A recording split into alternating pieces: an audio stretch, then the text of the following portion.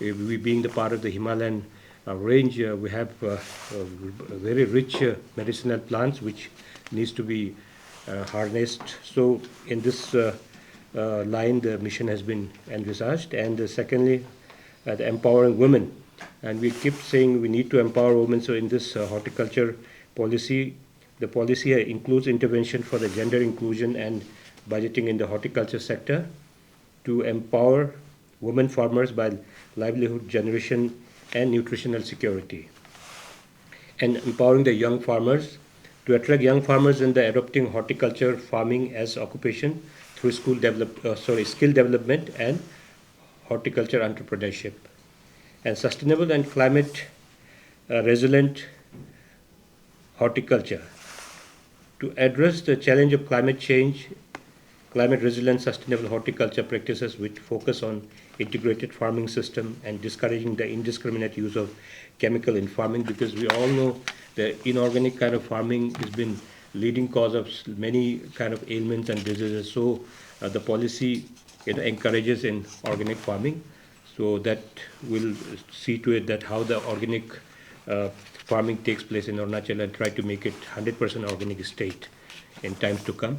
And in the agriculture policy, there have been many important points were undertaken in the policies, like embarking on a extra expansion by land terracing and convergence of zoom land cultivation to permanent cultivation in the hilly terrain, because the age-old tradition of zoom cultivation, which is not only destroying the ecosystem, but this also raised a question about the sustainable way of agriculture system. So this has been work out in the policy, and extending irrigation facility and promoting water harvesting to the conservation, and increasing agriculture productivity by supplying certified seed, planting materials, better extension services through KVKs, promoting multi-cropping techniques and adopting modern techniques.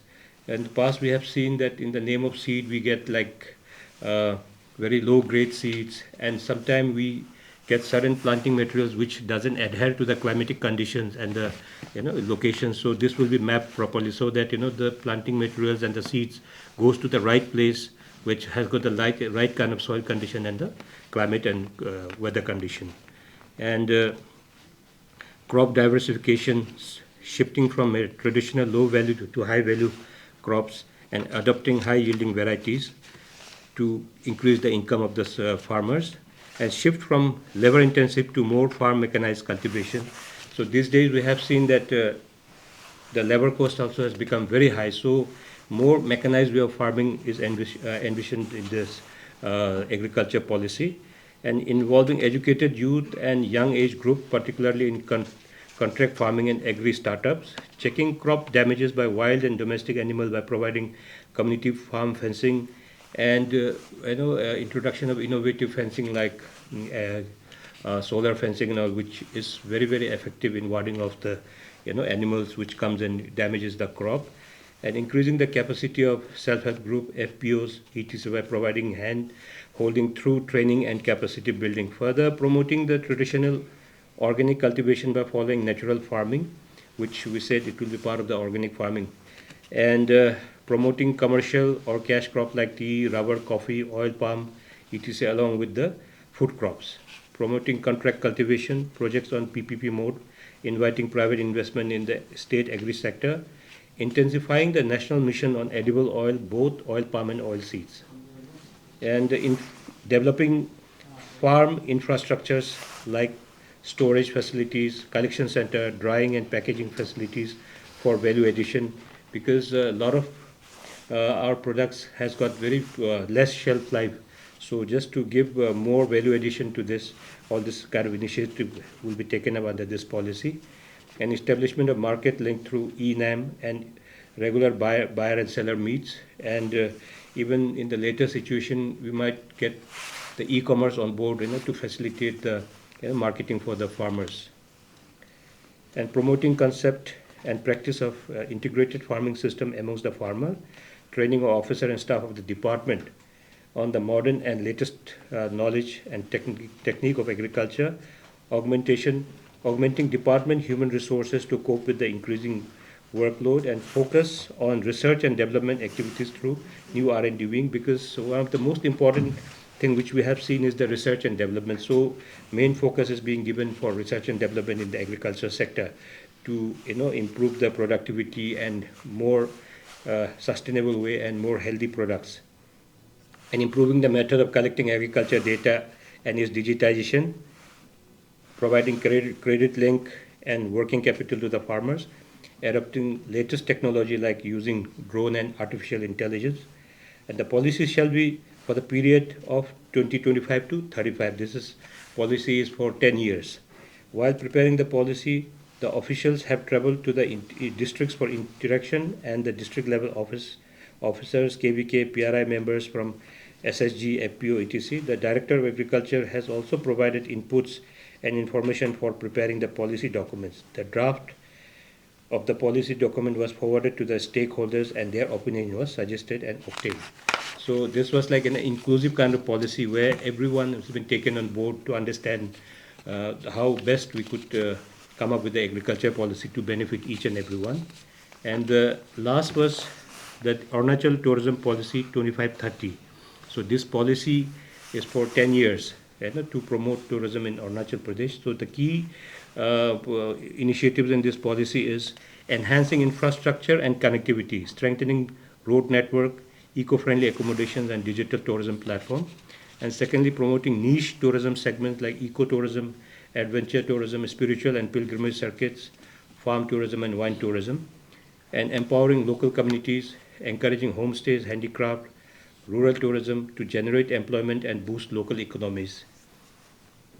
Sustainable and responsible tourism, emphasizing eco-friendly policies, conservation, and minimizing the ecological footprint of tourism activity, and PPP and investment, encouraging private investors in tourism, infrastructure, and adventure sports and hospitality. And the major initiative under the policies are farm and agro-tourism, promoting farm stays, organic farming experiences, and rural tourism to showcase Arunachal's agriculture heritage. And secondly, wine tourism, development of local fruit-based wine industries like kiwi, persimmon, guava, and the collaboration with the national wine associations to promote wine tourism, because we have seen that wine tourism is a big thing abroad. If you go to all those wine growing country like France, or for that matter even California and all those places, they make a lot of money out of the wine tourism apart from the retailing of the wine. So we also think, since we have already 2-3 main wine producers in our state, so this could boost their productivity and sale also. And spiritual and pilgrimage tourism, establishment of Buddhist circuit linking Tawang Monastery, Kenzemani, Chumi Gyatse, and Parshuram Kund with national and global heritage promotion. And eco and adventure tourism, strengthening trekking, rafting, paragliding, wildlife tourism with the community participation.